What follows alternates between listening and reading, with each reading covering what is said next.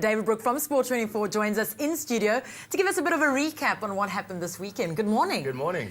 The Blitzbokke were in action. Yeah. They were incredible. Yeah, they were. You know, it's not a bad start to the season for them. It's always difficult to get going first tournament of the season. So they were in the Gold Coast in Australia. Yes. And, you know, they cruised through their group. A couple of tough games, but they were unbeaten through their group stage. They then go and play France in the quarterfinals. They beat them too. Then they play their arch rivals, Fiji. And seriously, I'm sick of these guys.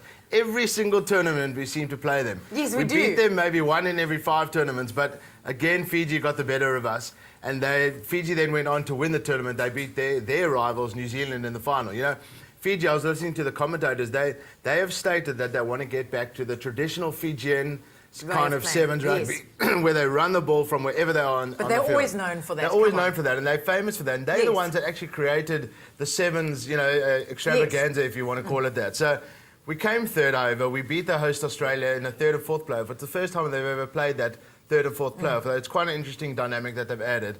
They move now to Dubai this weekend, and then the PE party happens. Can't wait for that. So I think a couple of the beer stands are already getting ready for the happenings around that weekend. So it's a busy time now for the sevens. Sevens is all about the extravaganza. So the summer series now kicks in, and it's going to be an awesome summer. But also a sad weekend this weekend. We said goodbye to Victor Matfield. Yeah, it was. You know, it was for me. I would have loved to have seen Victor Matfield's final game in South Africa. You know, he went and he captained the Barbarian side at Twickenham. There was a decent crowd there, and traditionally, you know, in the professional era, the Barbars have lost that aura about them. You know, in days gone by, the Barbars was like a real privilege to play, and you know, they played running rugby, and they normally beat the international side. Yes. So Australia, though, they took this game very seriously because they've got a game against Wales next week. So this game for them was the proper warm-up game. And they absolutely mauled the Barbarians. They put 60 points past them, you know. So it was a bit of a sad end to Victor Matfield's career, but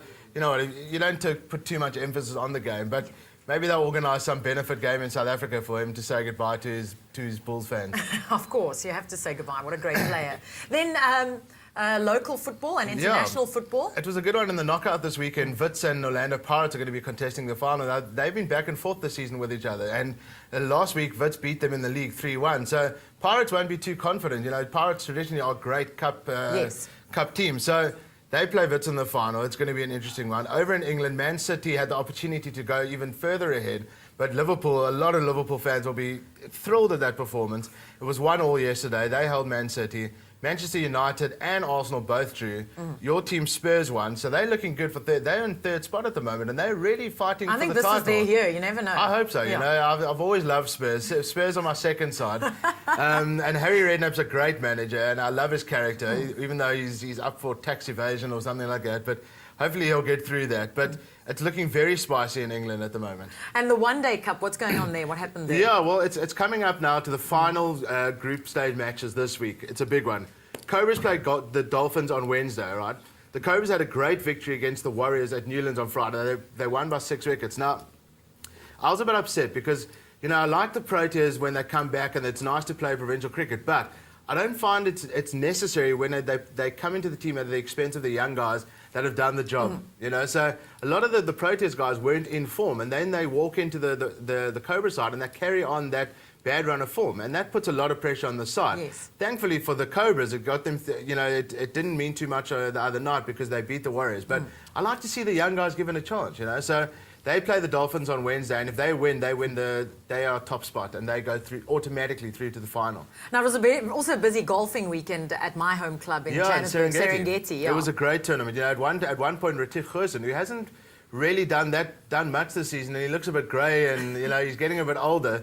But it's always nice for a South African to win the South African Open. You know, when a foreigner comes and they win our title, it's, you know, a certain gloss is taken off the title. But Henny Otto is one of the Sunshine Tour journeymen. You know, he's been around for quite a number of years now. He's only won 1 international tournament, but yesterday he won the South African Open. He almost won threw it away. 11 million rand. No, 1.75. Okay. Yeah, it could have been euros. Actually, you might be right. Euros. That's 11.2 million. His wife's name is Liesel, actually. So hopefully, you know, you can get the same amount of money that's coming this Liesel's way.